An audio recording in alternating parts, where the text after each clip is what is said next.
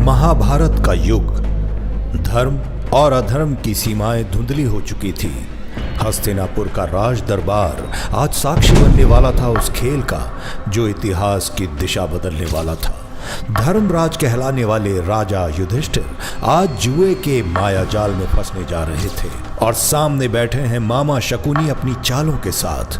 और जो आज होने वाला है उसके लिए महाभारत का ये युग खुद पर पश्चाताप करता रहेगा इस पाप के लिए। शकुनी मुस्कुराते हुए बोलता है, चलिए तो आज देखते हैं कि आपकी शरीर की शक्ति के साथ आपके भाग्य की शक्ति कितनी है। पासा फेंकी राजन। युधिष्ठिर बहुत गंभीर हैं और वो कहते हैं, शकुनी अगर ऐसी बात है तो लो, मैं दांव पर लगाता हूं अपना रथ। शकुनी पासा घुमाता है। ठीक है, तो पौ बारा करते हैं। आज से ये रथ आपका होने जा रहा है दुर्योधन। पौ बारा। राजन, भाग्य आपका साथ नहीं दे रहा। अब आगे अगला दांव कौन सा लगाओगे? भीम को गुस्सा आ जाता है और वो क्रोध से बोलते हैं, भैया रहने दीजिए भैया, बस हो गया, बस अब खेल खत्म करते हैं। अब और मत खेलिए, ये अधर्म है भैया। युधिष्ठिर थके स्वर में कहते हैं, नहीं भीम रुक जाओ, धर्म कभी कर्तव्य से भागता नहीं है भीम, और मैं राजा हूं और राजा खेल अधूरा नहीं छोड़ेगा। मैं अब पूरा राजकोष और अपने भाइयों का धन दांव पर लगाता हूं। शकुनी धूर्तता के साथ अगली चाल चलता है। मान गया युधिष्ठिर आपको। डर के साथ डर का तो दाने भर भी नाम नहीं है आप में। क्या वीरता है आपके अंदर, वाह। ये लो, तो इसके साथ ही डालता हूं अगला पासा। ये लो मेरा आया अगला पासा। पौ बारा भांजी, पौ बारा। अरे वाह मामा जी, अब समझ आया। आपने वर्षों तक इन पासों के साथ सिर्फ ऐसे ही समय नहीं बिताया, अटखेलियां नहीं खेली। इन्होंने आपको और आपने इनको भली भांति समझ लिया है। बस हार गए भीम, या और भी लड़ना है, खेलना है। अर्जुन अपने भाई का समर्थन करते हैं, वो पीठ नहीं दिखाना चाहते और वो कहते हैं, भैया आगे बढ़ो भैया, हम आपके साथ हैं, आप डरिए नहीं। अगर आपने एक पैर आगे बढ़ाया है तो उसे पीछे नहीं लेना। भैया मुझे लगता है इस बार तो पासा जरूर हमारे पक्ष में गिरेगा, हम सबको दांव पर लगाओ भैया। युधिष्ठिर कहते हैं, तो फिर ठीक है शकुनी मामा, मैंने अपने सारे भाइयों को दांव पर लगाया। शकुनी अंदर ही अंदर बहुत प्रसन्न हो चुके हैं क्योंकि ये पासे तो उनके अपने दोस्त हैं। वो जैसे चाहे वैसे बाजी को पलट सकते हैं। बस इसी क्षण की तो शकुनी को प्रतीक्षा थी। शकुनी खुश हो जाते हैं और कहते हैं, सोच लो राजन, अगर पासा हमारे पक्ष में आ गया तो आप सब हमारे सेवक हो जाओगे और जो हम करेंगे, जो हम कहेंगे वो तुम्हें मानना होगा। हाँ हम जानते हैं, आप पासा फेंको मामा शकुनी। शकुनी पासा फेंकते हैं।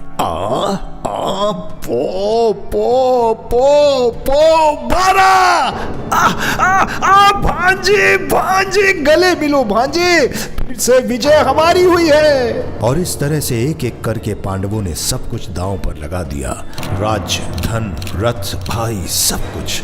और फिर वो क्षण आया जब दांव पर रख दी गई द्रौपदी। ये आप क्या कर रहे हैं राजन, आपको लज्जा नहीं आती?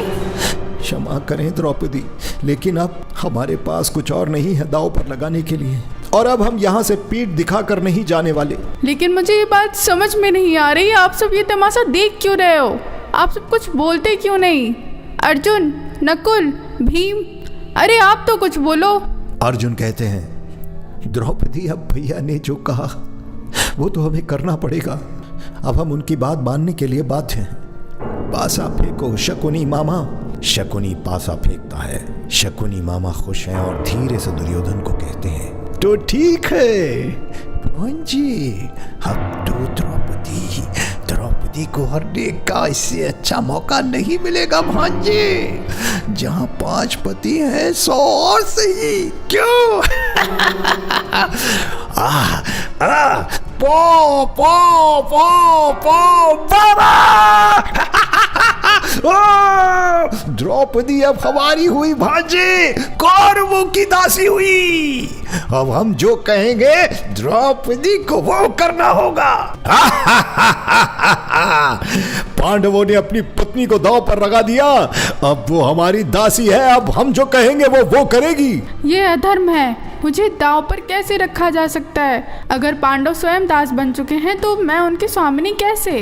अरे चुप रह दासी, चल दरबार में आ। दुशासन दौड़कर द्रौपदी का हाथ पकड़ता है और उसकी साड़ी को खींचना शुरू कर देता है। द्रौपदी चिल्ला रही है, हे धर्मराज, क्या आप मौन रहेंगे? हे भीम, हे अर्जुन, क्या स्त्री का यह अपमान देख करके भी आपकी भुजाएं नहीं फड़कती? भीम भी बहुत गुस्से में है। यदि धर्मराज की आज्ञा ना होती तो अभी दुशासन की भुजाएं तोड़ देता, उखाड़ देता मैं। और इस तरह से द्रौपदी को घसीट कर दरबार में लाया जाता है। उसके वस्त्र खींचे गए, सभा में बैठे सभी पुरुष मौन हो गए, सिर्फ द्रौपदी की चीखें गूंज रही थीं और दुशासन हंसते हुए उसकी साड़ी खींच रहा था। देखो दरबारियों, अब मैं इस दासी के वस्त्र उतारूंगा। हे माधव, हे द्वारकाधीश, यदि मैंने कभी कोई अच्छे कर्म किए हैं और कभी धर्म की रक्षा करी है तो आज मेरी लाज तुम्हारे हाथों में है माधव, आज मेरी लाज तुम्हारे हाथों में है।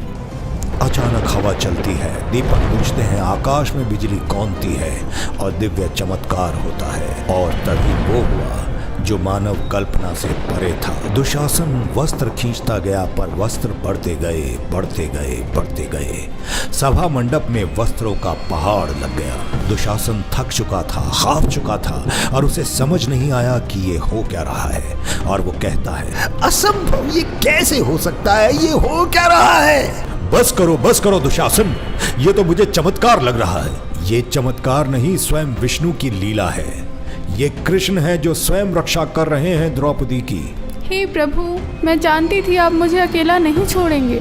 रात बीत चुकी थी, दरबार खाली हो गया था। द्रौपदी मंदिर में अकेली बैठी थी, उसके आंसू बह रहे थे, आकाश में दीप मंद पड़ चुके थे। कहाँ थे आप कृष्ण, कहाँ थे? क्यों नहीं आए जब सब मौन थे? क्यों मुझे खुद से आपको पुकारना पड़ा माधव? और उसके बाद धीरे से पीछे से दिव्य प्रकाश होता है जहाँ कृष्ण प्रकट होते हैं। कृष्ण धीरे से मुस्कुराते हैं, कहते हैं, द्रौपदी, क्या तुम सोचती हो मैं तुमसे दूर था? जब तुम्हारे आंसू गिरे थे द्रौपदी, वो धरती पर नहीं, सीधे मेरे हृदय पर गिरे थे। द्रौपदी क्रोध और पीड़ा से कहती है, तो फिर क्यों नहीं रोका आपने माधव? ये अनहोनी क्यों होने दी? क्यों नहीं रोका युधिष्ठिर को? क्यों पांडवों को सारा राज गंवाने दिया? क्यों नहीं आए आप माधव? क्यों मुझे स्वयं आपको पुकारना पड़ा? क्यों नहीं आए? कृष्ण शांत भाव में जवाब देते हैं, क्योंकि द्रौपदी, जब तक मनुष्य स्वयं मुझे नहीं पुकारता मैं नहीं आता। ईश्वर भी प्रतीक्षा करते हैं। पुकार ही वो पुल है जो मुझे तुमसे जोड़ता है द्रौपदी। नहीं द्रौपदी, तुम्हारी श्रद्धा ने मुझे बुलाया और तुम्हारे विश्वास ने मुझे बांध लिया। मैं वचन देती हूँ माधव, जब तक मैं अपने केश दुर्योधन और दुष्ट दुशासन के रक्त से नहीं धो लूं, मैं अपने केश नहीं बांधूंगी। इसलिए तो आज मैं स्वयं तुम्हारे सामने खड़ा हूँ और मैं वचन देता हूँ सखा की सखी, वह दिन जरूर आएगा जब तुम्हारा अपमान उनके अंत का कारण बनेगा। उसके बाद वर्षों के बाद वही आवाजें कुरुक्षेत्र की भूमि पर गूंजी। युद्ध का समय आ गया था। द्रौपदी के आंसू अब बन चुके थे पांडवों की प्रतिज्ञा का ईंधन। भीम गर्जना करते हैं और कहते हैं, मैं दुशासन का रक्त पीऊंगा, उसे पाप का दंड दूंगा। और कृष्ण मुस्कुराते हुए कहते हैं, याद रखो भीम, यह प्रतिशोध नहीं, न्याय है। धर्म की रक्षा वही करता है जो अपने क्रोध को नियंत्रण में कर सके। युद्ध समाप्त होता है, दुशासन मारा जाता है। द्रौपदी ने उसके लहू से अपने केश बांधे, पर उसकी आंखों में आंसू नहीं थे, एक शांति थी। द्रौपदी कहती है,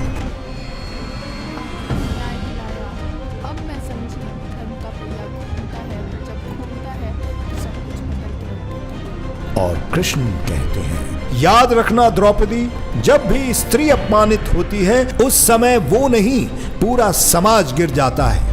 और जब वह खड़ी होती है तो देवता भी उसके चरणों में नमन करते हैं।